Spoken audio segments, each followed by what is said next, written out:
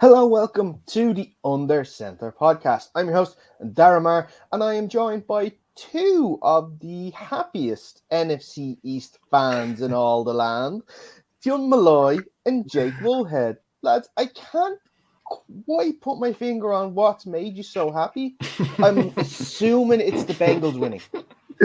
You you often say, like, me and Fiona are advocates of the NFC East being the best division in all of the NFL, and it just so happens that two of the worst teams got into the playoffs, the Cowboys and the Eagles, and are one and done, which just makes me and Fiona infinitely happy.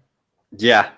We've been calling this since about week 3 of the regular season. Jake had a great stat saying the Cowboys won 12 games, but 6 of those games were against the rest of the NFC East. So we'll get on to them as we go through the show, but absolutely, it's when your teams don't make it in the playoffs, this is the next best thing.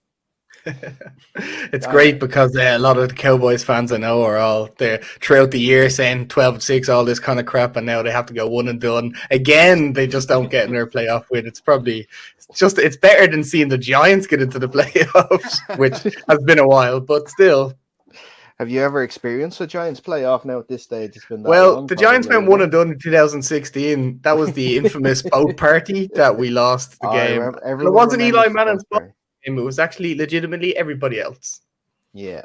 But look, it is great. Although on the opposite side, you're saying that like the next best thing for a fan whose team doesn't make the playoffs is to see their rivals lose. I had to see rivals win. I had to see the 49ers you had no choice. win, and then out of the Rams and the Cardinals, one of them were going to win anyway. So, two NFC West teams in the divisional round of the playoffs this weekend as well. So, I hate to break it to you, Daragh, you might have to watch that a couple more times before this playoff run is over. I'm afraid there's some good teams, and they're going to cause people problems all the way through this playoffs. No, 100%, Fionn, you are correct with that. And like, if you don't already know, this is our super wild card weekend review show. I've had to practice that at least 3 times today, so I don't get tongue twisted. And I'm delighted that I got it done there. We will not be doing the wheel topics tonight, as there was only 6 games. We decided we will run through all of the games from this past weekend, and of course, because of how important the games are too. We will probably spend less time on some than than the others. You probably already know which games we're going to be talking about most already. But I want to ask you guys as a whole this last weekend, because I don't know about you, it was a bit of a I want to say meh weekend, trying to think of a better word. Only 2 out of 6 games were sort of close affairs. The 4 were washouts, pretty much blowouts. An interesting stat I came across today in the lead up to the show as well. There was no lead changes in the second half of any game this past weekend either, which shows you as well. Like, I think there was a big discrepancy in sort of team performance. And I just want to see, like, what were you guys a little disappointed about the sort of quality that we saw this past weekend? Yeah, I think I was a little disappointed. Again, there was a huge, like, as you said, no changes in leads over the second half. But as we've seen in probably 3 out of the games, there was like probably a huge margin in the first half alone. So overcoming that deficit was probably never going to happen anyway, which is kind of disappointing. But having watched the Cowboys and the Eagles fail kind of does lift my spirits up. I get a little less miserable when that happens. But I think I am full screen now. I think when somebody was talking to me earlier about the 7th seed is a bit too much for the playoffs, but I think I like it because it gives an any given Sunday, but I do think they just need to adjust you don't need the Eagles playing the Buccaneers. You probably need the 7th seed playing the 6th seed, and then you can do the 1st and 4th seed or whatever way you want to do it from there. 2 worst teams play each other, I think, is probably the best way of giving a shot forward for them.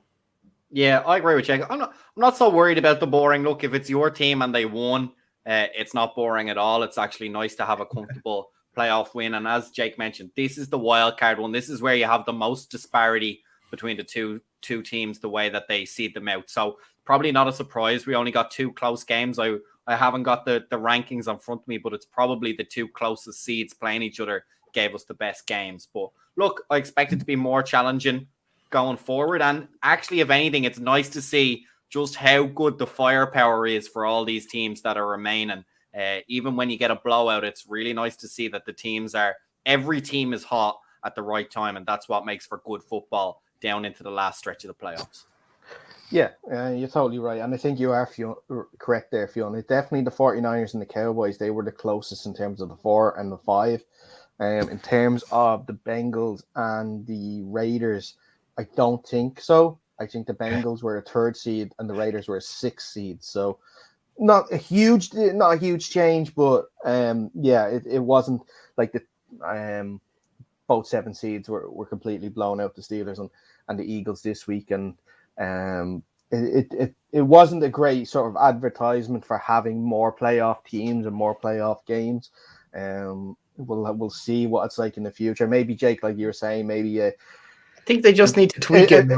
Yeah, something like the weaker teams, play to get in this week and the something like that next week with the bigger sides. But then you do leave yourself open to the possibility of this week coming now being the week that we saw last week, when these stronger teams come in against these other ones that have had to play to get in, that they're a little battered as well, that we could see even maybe larger blowouts. Yeah, I think that's the reality.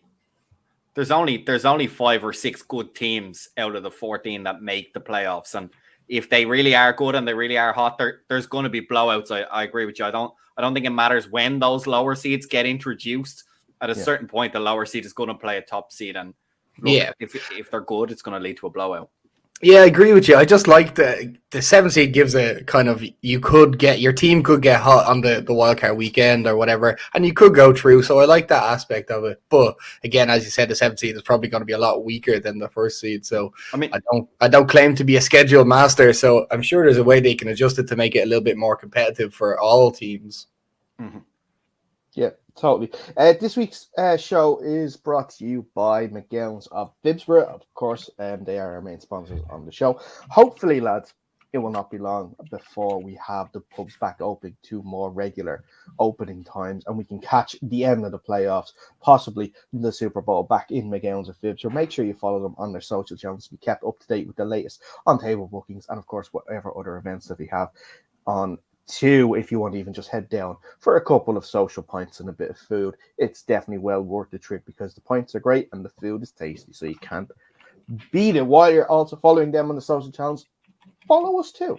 Follow us on Twitter and Instagram at UnderCenterPod. You can follow us, subscribe to our YouTube channel. Just search Undercenter Podcast. You'll find it there. All of our shows go up there as well. And finally, if you prefer to listen to us on the go, while you're going for your walk, or maybe you're in the gym, or you just like walking around the house with the headphones in, go to wherever you get your podcasts, search Under Center Podcast. That's where you'll find us. Subscribe. All of our shows, like I said, are up there too for you to listen to, including previous interviews we had with obviously legendary Super Bowl winning coach Wade Phillips, and of course current Panthers tight end Colin Thompson. So there's definitely some there in the back catalogue for you to listen to. They are not all time stamped or date stamped like maybe this show might be. Some of them do stand alone on their own as pretty good listens. But let's get into the review of the games, guys. And I think I was toying with the idea of going in chronological order of when the games kicked off. But I think we have to start in Dallas. Sunday night's game in Dallas. The 49ers traveling to take on the Dallas Cowboys. For 23 points to 17. The 49ers, I would say the 49ers beat up on the Cowboys, but it was more just the referees beat up on the Cowboys with the amount of flags and pre-snap penalties that the Cowboys put themselves through. Watching the game, like I put this question out on Twitter, and I admit, I stand by it, but I think we lost a couple of followers when I put it. I think we upset a few people when I said this, but I said that the Cowboys are the most overrated team ever to enter a playoff game. With their 12-5 record, Jake, you beautifully gave us that stat, which I must say I kept using all weekend as well, with their record in the NFC East.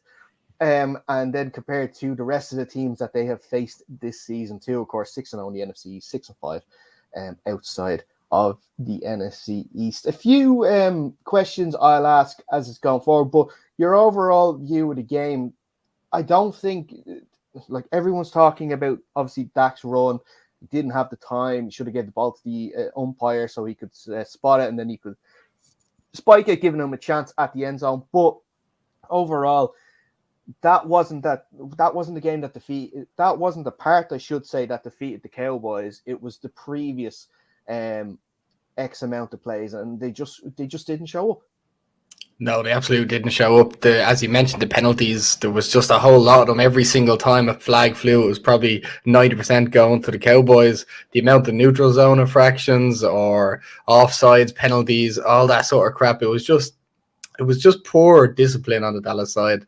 And I just think that team has far too much offensive firepower that isn't being used the right way. I don't know what it is. They just didn't look good. No one seemed to be in sync.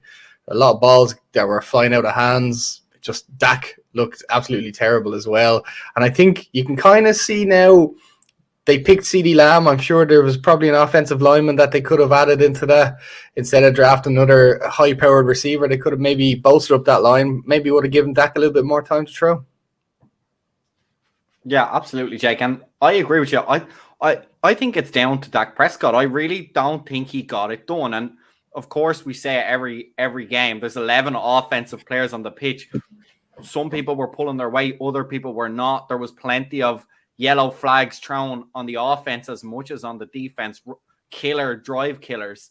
But the reality is he's the main man. They paid him an extraordinary amount of money, and he hasn't delivered a playoff win. And I think if you're the Dallas Cowboys, where you came from 20-odd seasons ago, where you were the main contender, you and the 49ers were the two big teams almost in the entire NFL, to now go to the point where in total you have 3 playoff wins in the last, I don't know how many years, it's just not good enough. And I think it's going to be a big struggle for the Cowboys, because now they're in that really dangerous spot where you have a quarterback that you've paid this extraordinary amount of money to, and now I think it's time to ask legitimate questions about whether he is worth the money. Because yes, it's great to get 12 season wins, but if you go one and done consistently in the playoffs, I don't feel like that's worth the money. And it's very difficult to move on from a player that gives you those playoff appearances, because there's plenty of quarterbacks who can't. But the reality is, if you can't get it done, you're stuck between a rock and a hard place. And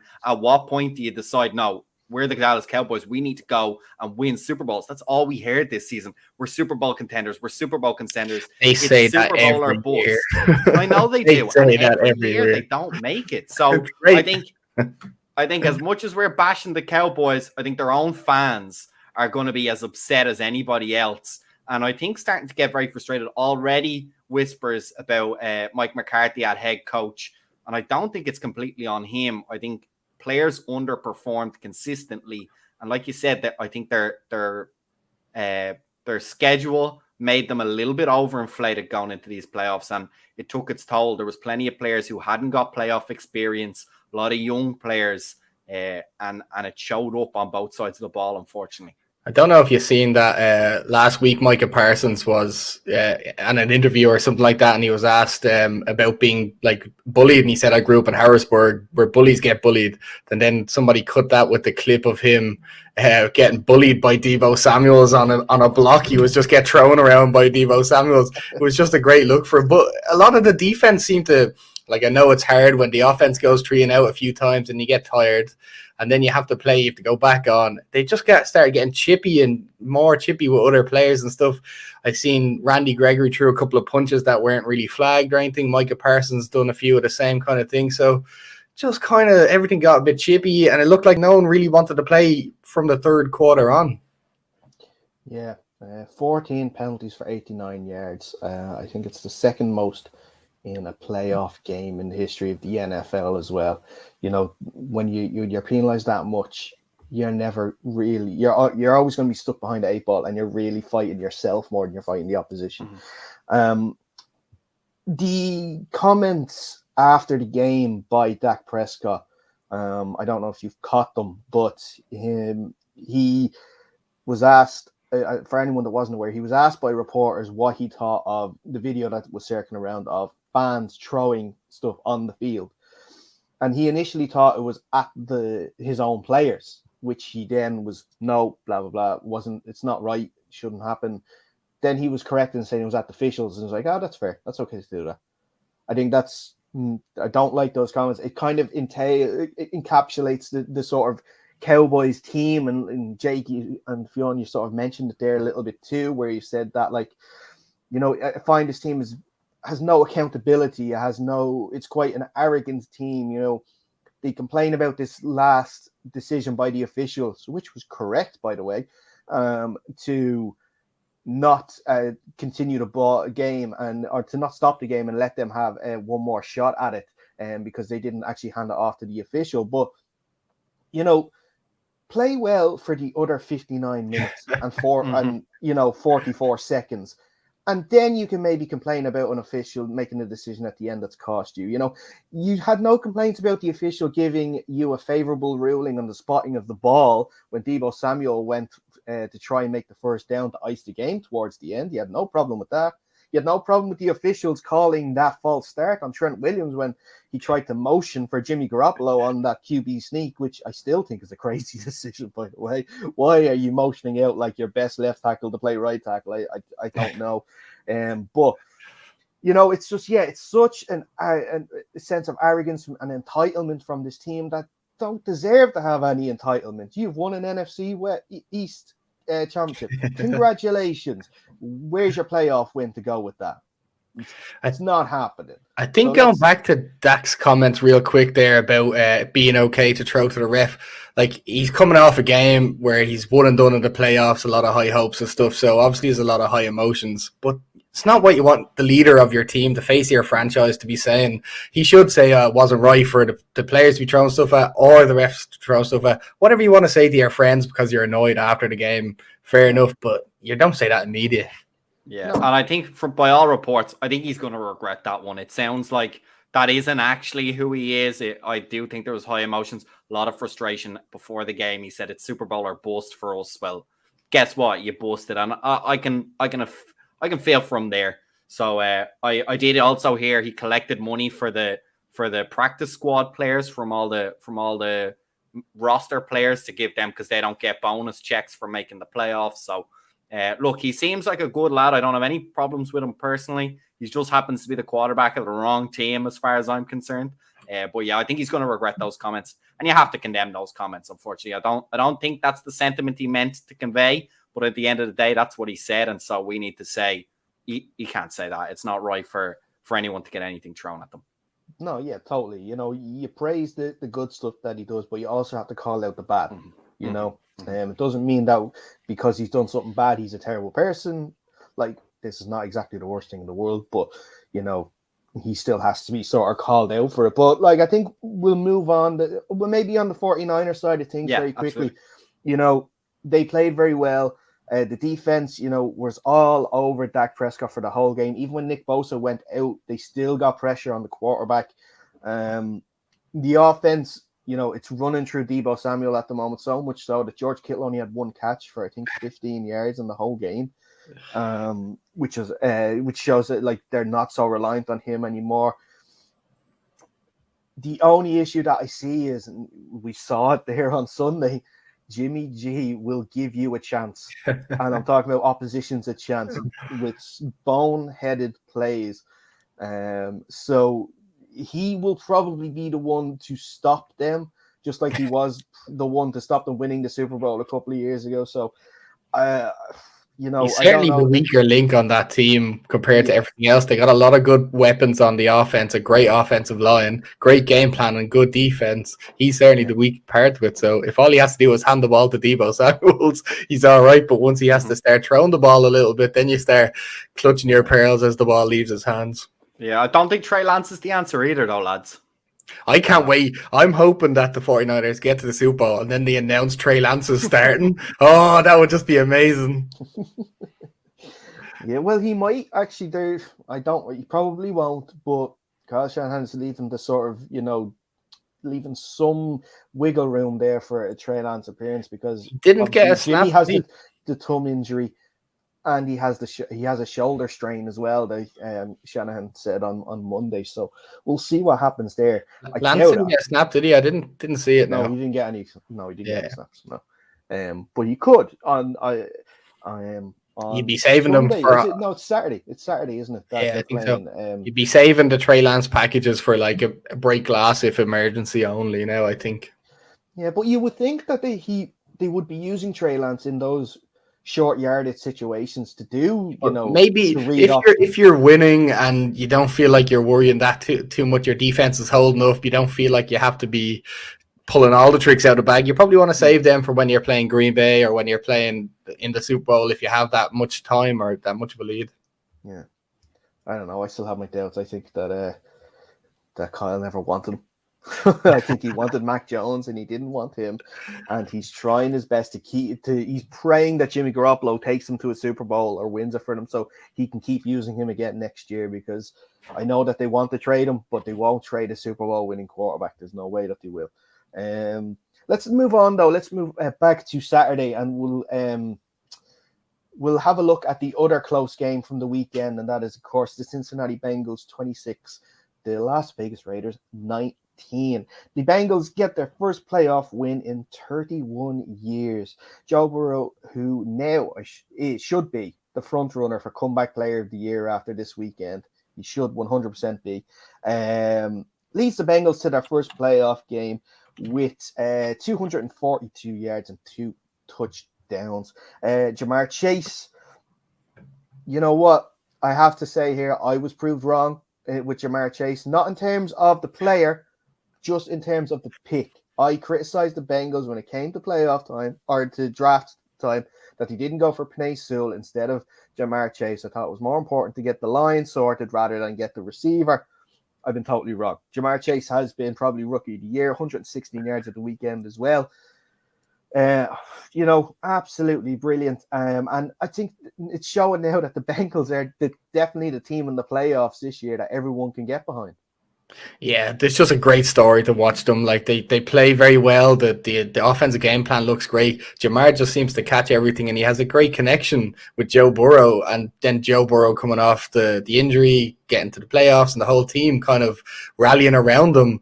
I just think it's great. It's the team I'm probably supporting most coming into the playoffs, because obviously I don't have a horse in this race, but it is nice to see a quarterback come from injury back, lead the team to the playoffs, and he's really likable. So I like that about him as well. And on the Raiders side, they played through the season with a lot of kind of, the head coach fire and the whole Ruggs thing and Damon Arnett, the whole thing. So play with a lot of heart, but I think you have to stand behind the Bengals on this one. They looked great and they kind of look nearly unstoppable.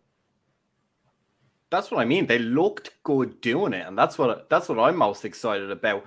Joe Burrow, I believe, is in his last 3 games against really good opponents, he's 10 touchdowns, 0 interceptions, and a QBR north of 120 somewhere. So he's proven himself to be a legit quarterback. I really like him, and he's not doing it with flash. Do you know what I mean? It's not flashy plays that is just like, oh well, teams just need to get a bit of tape on him and they'll figure out his pattern. He's a good quarterback. He'll stand there and sling the ball. He'll get out on the edge if he needs to. We saw that touchdown to Boyd in the first half where he threw it right as he was going out of bounds. That was a great play. So that's what I really like. On the flip side, the Raiders, man, I don't like Derek Carr, and he keeps proving me right. There's 3 quarterbacks I think are overrated. That's Derek Carr, Kirk Cousins, and Dak Prescott. And this season proved I was correct on all 3.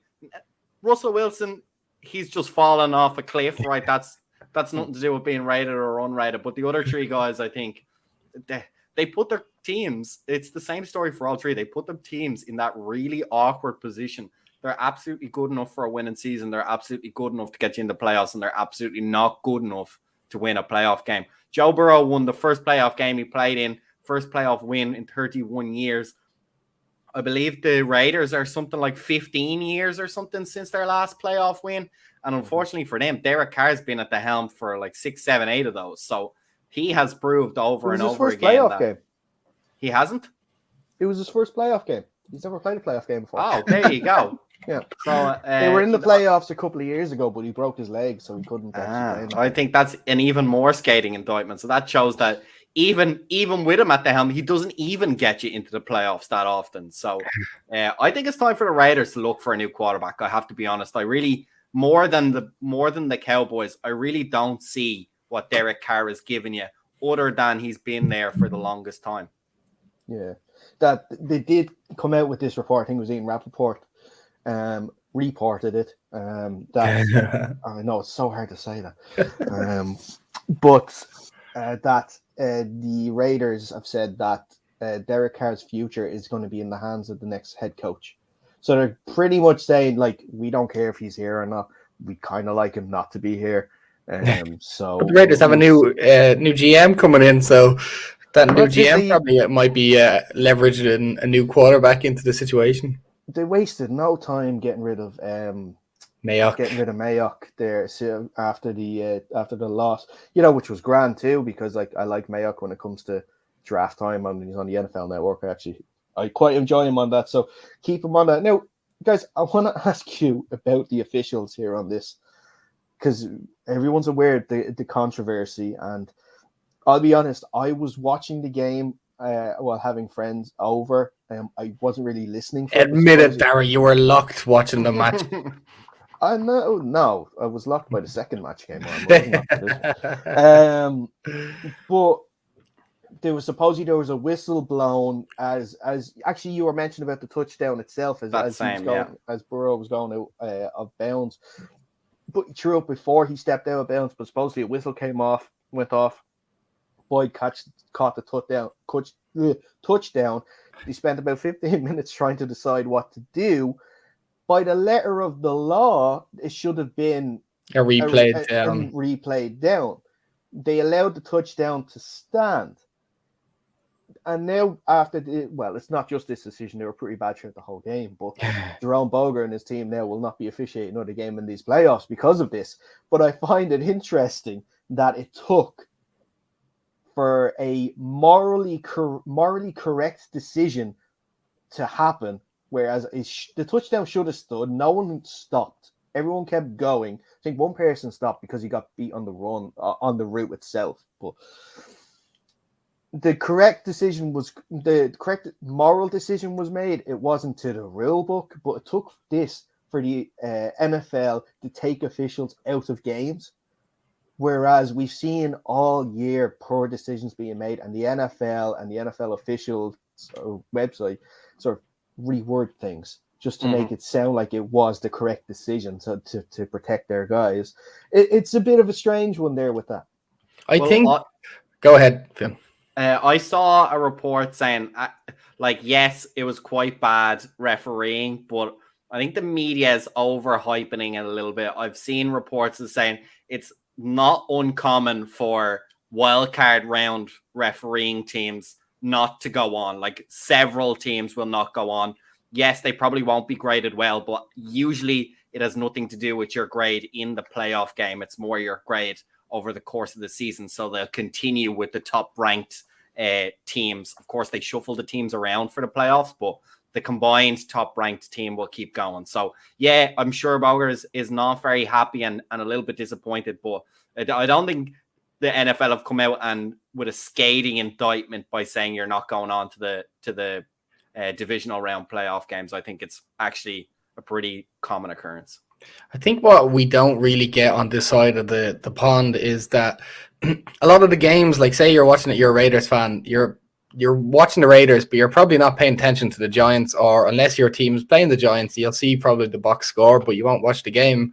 But in the playoffs, it's nationwide, so everybody's watching them games. So obviously you have a lot more eyes on these games, and that's probably where this referee team's not getting chosen to go on afterwards, because if you have a better team who seems to be more fairly calling the game, then you're going to be letting that team go on and ref the next ones.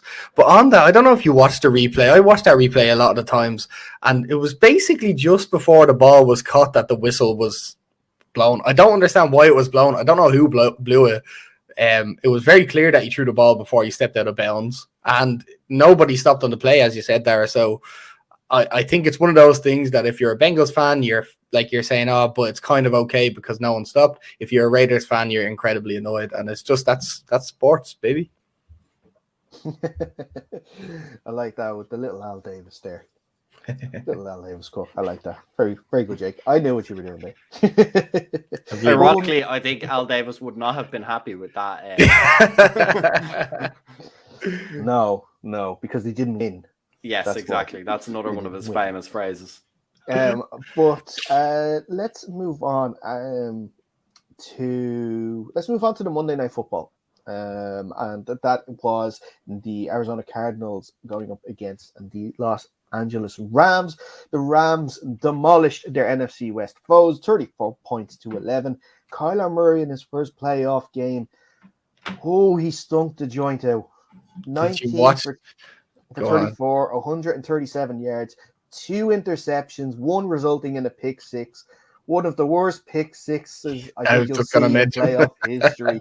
Jake, you're all ready for this pick six. Go on, I'll let you go ahead. I don't know what he was thinking. It was one of them things you tell a rookie quarterback not to do, is to mid-tackle try throw the ball away. Just accept the sack, accept the 2 points if you have to. But my God, he was nearly on the ground. He just threw the ball up in the air, went nowhere near Rondale Moore, I think it was. Got picked up by that cornerback, I can't remember his name, who just legged it into the end zone. It was no problem. It was brilliant. Yeah, I didn't get to see it myself, so I don't have any comments on it. But I think as much as the Rams are an extremely good team, it was always going to be difficult for Arizona to get a win, missing a lot of their key weapons that they've been using for most of the season. And they have struggled over the last couple of games. They've kind of limped into the playoffs, unfortunately. And that kind of showed there with the Rams coming in at full strength and really making life pretty miserable for them. It was a pretty poor kind of every aspect of that game was very poor on the Cardinals side. I mean, the offensive line just could not stop the Rams from getting through. It felt like Kyler Murray had 0.0 seconds to decide whether to throw the ball or run or whatever he had to do. And they kept going back to this run game on the odd downs, which was going nowhere. And then they started to move the ball on the little few throws, but the offensive game plan didn't help. The defense didn't step up to stop anyone. And it was just very poor all around. I mean, losing Budda Baker is never a good thing for your defense. He's a top-notch player. And well, I don't know how early he went out. Was it in the first half that he got knocked out of the game? I think it was late in the first half. I'd have to check that. So yeah, that's always going to make life a little bit difficult. It was a very nasty looking injury. Thankfully, he seems to be doing okay, which is great. I think he's out of hospital and everything, so he should be totally okay. I think Cam Akers was the one that collided with him. He's getting a little bit of heat at the moment because of the apparent taunting that he did over his body while he was unconscious. I think people are trying to make a little too much out of that. I don't know if it was as bad as people are making it. Cam Akers did tweet out and apologize. Well, not apologize. He said, "I didn't realize he was out. I didn't realize the extent of the injury." And we've all been involved in a tackle of some description, and it's pretty much a washing machine while you're in it. So it's not always pretty obvious what's happened in the aftermath when you stand up. Yeah. So I don't really blame Cam Akers. And it was the third quarter. Third quarter. Interesting. I want to get your opinions then now on Kliff Kingsbury and his future in the Cardinals. He sort of put himself in the hot seat halfway through the year when the Cardinals were flying high, saying that he wasn't totally safe himself. He didn't believe so. And with the money that the team are after investing now these last couple of years to give Murray the weapons with the likes of DeAndre Hopkins and bringing in sort of James Conner. Now I know that was on a minimum deal, but he's still on getting Zach Ertz as well in the trade this year too. And all on the opposite side, paying JJ Watt all that money as well. They obviously wanted a bigger return on their investment. They did not expect to be going one and done in the playoffs. Do you think that he now not that I say put himself on the hot seat, like I said he already did at the start of the season, but do you think that seat is getting hotter?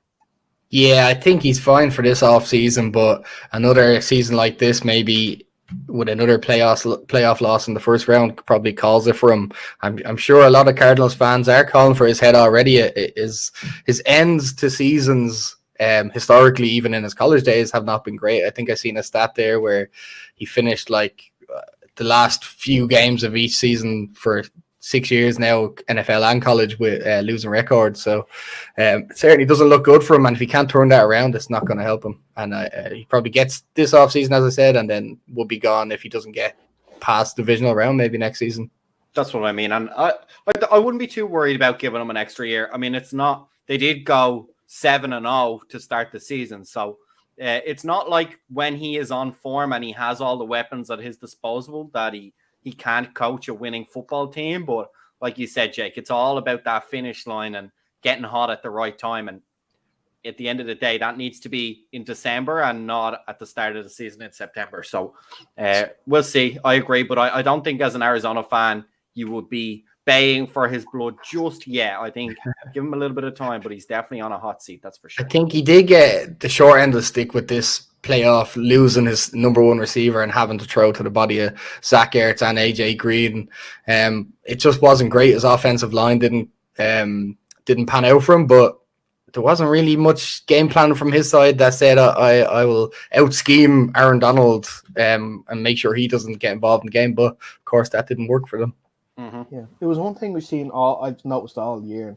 Obviously, with your own team being in the NFC West, you pay a lot more attention to those teams. And the one thing that was taken away from their offense this year that they had last year was Kyler Murray. And I mean Kyler Murray's legs. His rushing numbers now. I haven't done the research to back this up, but just through the eye test, his rushing has gone right down this season. I don't know if he's been carrying any sort of injury. I don't know. He did have an ankle injury midway through the year. I don't know if that's still bothering him so that he needs to stay in the pocket a bit more and he doesn't run as much. But that's definitely a side of the offense that has taken a step back, which I think they could have used a lot this year. Yeah, I don't know whether it's them saying we don't want Kyler having to rush the ball every down, because you know what happens with rushing quarterbacks. After they rush too much, they get injured, and you don't need your star quarterback being out. And to be fair to Kyler, he's got an arm. He can throw the ball, and it's not like he struggles in that department. So why would you force him to run if you didn't have to? I just done a quick Google there for you, Daragh. In 2020, Kyler Murray had 819 rushing yards. In 2021, 423. So drastically down. I feel like he was told or coached not to run unless he really had to. Well, I always find like it's always more dangerous to have to defend a really good passer that can also run than a guy who you know is going to lean towards run first. You can get your containment. It's the line between Kyler Murray and Jalen Hurts. Exactly. If you can get your containment right, that can really neutralize a running quarterback. If you need your whole backfield to play well in order to stop him, that's a whole different story, and that's much more difficult. So I think, in terms of his development as a quarterback to stay, not just longevity, but also to increase his danger on the field, if that makes sense. I think it's probably better to push him towards passing, but you're going to have to struggle and let him go through a bit of growing pains as well, because it's been his style even through college. Yeah, that's where we're going to, I think, leave that game. And Jake, this is unfortunately the time that you're going to have to leave us. So we'll try and soldier on with the last couple of games without you. But thank you as always. This is where you'll see the viewers drop off, because as we know, I'm both the sex appeal and the regular appeal of this show. So good luck with the rest of the show, and I'll chat to you later. All the best, man. Take it easy. Which is what he will not know is this is where the viewership spikes. Yeah, he's gone now. He's officially gone. So the bad man is gone, as he was mentioning about Joe Judge when he found out Judge was let go of his coaching duties last week. Let's move on to the second game on Saturday then, which was my performance of the weekend, I must say. The Buffalo Bills beating the New England Patriots 47 points to 17. Josh Allen had 5 touchdown passes, just the 5, and 4 incompletions. Unbelievable game from Josh Allen, who had some doubts about him. And especially against a Bill Belichick Patriots side, no matter who's playing quarterback, it's still a Bill Belichick Patriots side who has already beaten the Bills once this year at Orchard Park. So it was a lot of pressure coming into this game. Now, Fionn, I want to ask, are the Bills putting down a marker to be the most dangerous team in the AFC? They're putting down a marker. Am I willing to call them the most dangerous team in the AFC? I don't know. It wasn't exactly the best defense they've ever played against, but scoring on 7 drives in a row is seriously impressive, and it shows the efficiency of the offense when it's on their game, and I don't think you can take anything away from them. Unfortunately, I don't think they learned anything from that game. I don't think they will take anything going forward about what works in that offense. As I mentioned, I don't think the Patriots put up too much of a fight against them. And on the Patriots side, I'm a little bit disappointed. I'm disappointed for Mac Jones. He didn't have the most amazing game, but I would have liked to see him when a lot of his supporting cast didn't let him down quite as much. There was a lot of strange drops, missed assignments on the offense that didn't really get us a good look at Mac Jones and how he might progress as a football player, especially if he's expected to continue or reignite the dynasty that is the Patriots. He's going to have a lot of opportunities to play in playoff games. I think he can be reasonably happy with his performance. I don't think he let himself down at all, as I mentioned. I think a lot of the players around him made life very difficult, and he was on target for a lot of those throws. There was some that were just inexplicable. It's not like he threw them slightly behind. Of course, there were a couple of those, as there always is here and there, but there was a couple of wide open players that he put the ball on the money, and they just put the ball on the ground, unfortunately, and that can really have an impact on drives, especially with that kind of style of managing the game that he has. When you don't stay on schedule, that can really be difficult. That I don't think that playbook has a lot of huge explosive plays. And I don't think they have a lot of huge explosive players either. So, but we did get to see him run, something that we did not see very often. And he did pretty effectively, I have to say. I give him credit at that. Yeah, I saw that. That was a nice, tough block.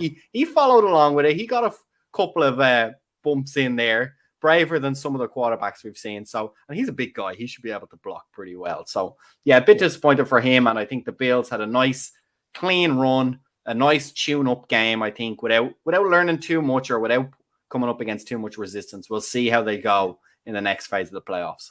Yeah, and look, it's just looking here at it as well.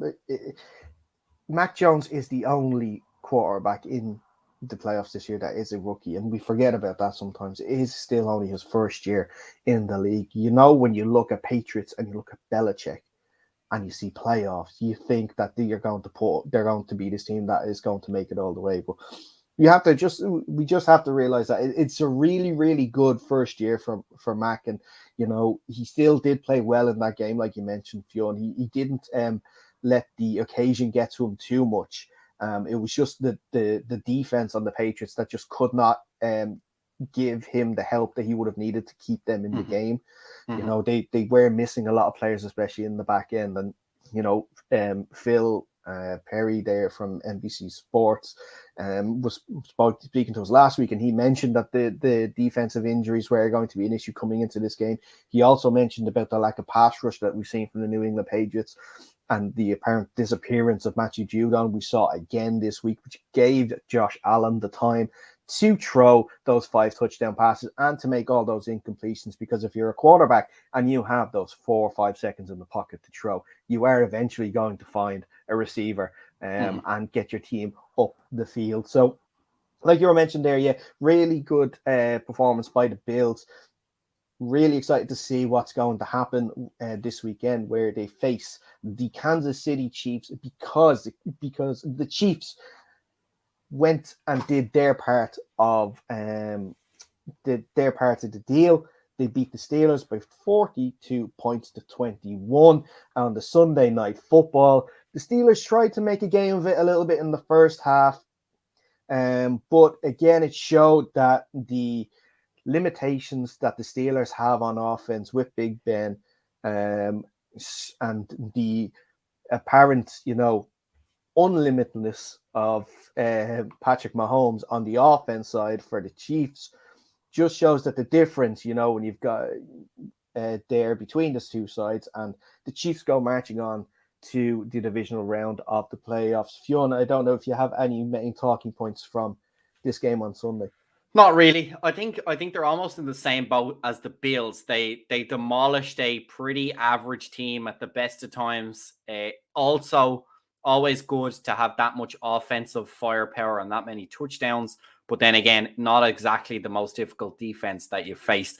I think the Bills Chiefs might be the game of next weekend. It is strength on strength with a couple of little unknowns, given that both offenses have struggled sometimes against really good defenses. And I think for sure the Bills have a fantastic defense, but I think the Kansas City Chiefs have a good enough improvement in defense up from what the Bills played against the Patriots to really test the Bills in a way that they were not tested this weekend. So that's going to be very interesting to see who was a little bit of smoke and mirrors and took advantage of a poor defense they were playing against, and who is a legit firepower that they have coming into the divisional rounds.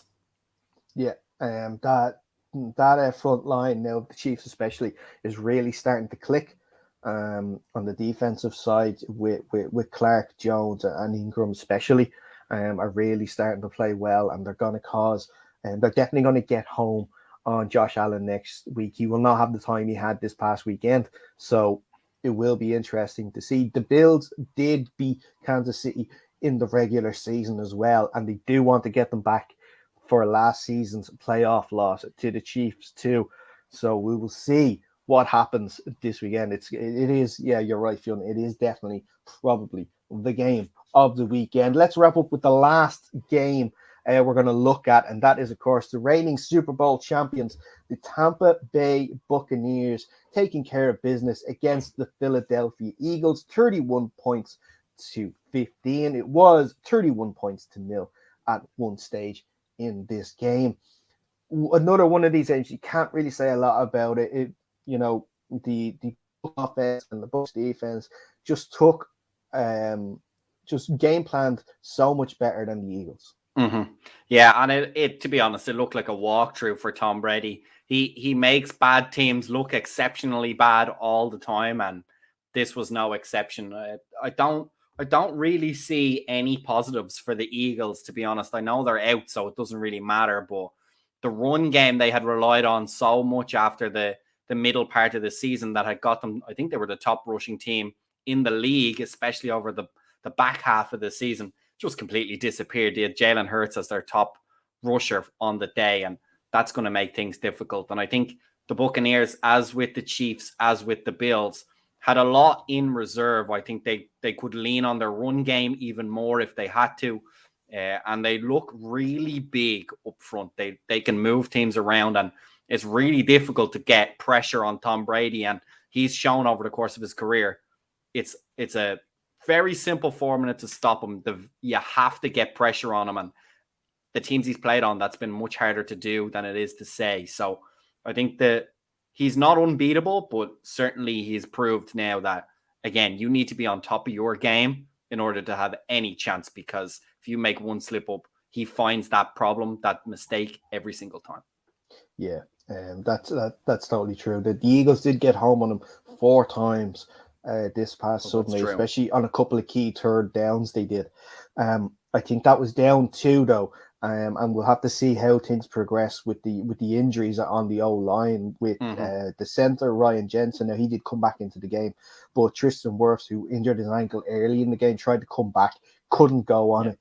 So we'll see how his ankle is like for this weekend, because and at least I was going to say, even if he is only at a 70%, Aaron Donald and Von Miller are going to target him, and they're going to go after him on that one. So it's going to be interesting, because Tom Brady has always had the luxury of not a fully fit, but a mostly fit offensive line, and such an important player like Tristan Wirfs getting injured at this point of the year is definitely a concern for the Buccaneers. And look, he was directly responsible after his tweak, of course, for 2 sacks, and I believe his replacement got absolutely run over by Ryan Kerrigan for a 3rd sack. So yeah, I think they do need to hope that he gets better. I saw a statistic, he played 100% of the regular season snaps for that offensive line, and that really helps. I think the lowest they had was 80% of the snaps across the 5 starters on the offensive line. And when you can have that consistency, that's going to help because everyone's on the same page, everyone's in rhythm, and when you're dealing with a master of the pre-snap reads like Tom Brady, who can help out your center and get everybody lined up in the right spot, get the ball out quick if he needs to, or slide a protection left or right, that really helps to have that consistency and that understanding. It even magnifies the advantage. Yeah, totally. On the Eagles side of things, I know you mentioned a little in your roundup there, but the Buccaneers defense, sold out to stop the Eagles running, which they did successfully. They forced Jalen Hurts to throw the ball, and when he did throw the ball, he wasn't throwing it well. With 2 interceptions as well, with one of them that crazy, unbelievable leaping grab by Shaquille Barrett as well to grab that. The big man getting up high, it's always a good sight to see for us fellow big men. Interesting questions then we're going to be asked about Jalen Hurts after this game. And interesting questions are going to be asked about the play calling as well, because your first round pick, Devonta Smith, does not really get targeted properly until garbage time. You could say when you're already 30 points down, then you start targeting your number 1 pick, who was actually, when he was targeted and was able to make catches, did make some really, really good catches and got some decent yards. So it's one of those things that, like, if the hindsight is 2020, but if only they had sort of went and tried to target Devonta Smith more, or if there was a good few in the first half that were highlighted, a few open throws that Jalen Hurts just didn't go for, if he had gone for them, we might have seen maybe possibly a more competitive game. Yeah, I think they got caught out. I think they were trying to run a counter to what they knew Tampa Bay would do, as you mentioned, sell out to stop that league-leading rushing attack. And they were trying to run those really quick screens, slants, short game where the ball comes out quick over the top of that pass rush, especially if Tampa Bay were going to commit some players on the inside or the outside of that linebacker core. And unfortunately, I just don't think they had the talent to overcome it. On the times when the wide receivers were in position, Jalen Hurts was holding onto the ball just a tick too long.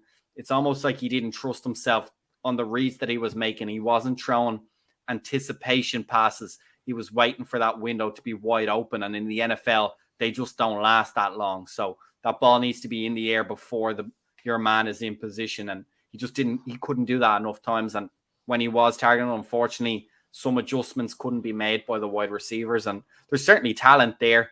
I don't know if Jalen Hurts is fully responsible for the problems, but I also don't know if he can overcome those problems, which is really what you need from your quarterback. And I wouldn't be surprised if he does not become the starting quarterback for next season. I just don't think over the last 2 seasons he's shown enough to warrant a guaranteed starting spot for next season. So we'll see what kind of competition comes in to give him a run for his money in this offseason.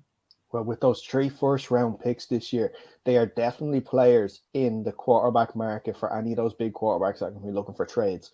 They're definitely going to be a choice for an option of choice, especially if it's like a Deshaun Watson I think all 3, if we're talking about Rodgers, Wilson, and Watson, they all have no trade clause, so they would have veto power over that if they don't want to go to Philadelphia. But we'll see. We'll see what happens there. And that's I think that's a great place to wrap up the show this week. We reviewed all the games, and we are in store for some fantastic divisional matchups this weekend. Very quickly to go through them. The Bengals going up against the Titans on Saturday evening at 9:30 p.m. Irish time. Then in the wee hours of Sunday morning, it's the 49ers traveling to Lambeau to take on the Packers. 8 p.m. Sunday evening, it's a great time. Just after your dinner, you're settling in after the weekend. It's the Rams traveling to Raymond James Stadium to take on the Tampa Bay Buccaneers. And then the last game of the weekend, 11 p.m., the Buffalo Bills traveling to Arrowhead to take on the Kansas City Chiefs. We will be back on Thursday again at 9:30 to look ahead to those games in further detail. Keep an eye out on our social channels for our guest announcements. Make sure you're following us on Twitter and Instagram at Under Center Pod. Make sure you go to our YouTube channel, Under Center Podcast, and subscribe to that too. And also, if you can, if you prefer the audio side of the show, go to wherever you get your podcasts. Just search Under Center Podcast, and that is where you will find the shows for all of our shows, I should say, for your listening pleasure, you would like to say. But Fionn, as always, sir, thank you so much for joining me for this last hour. And we're looking forward to talking again on Thursday. Yep, thank you. And make sure you do stay safe. We will see you soon.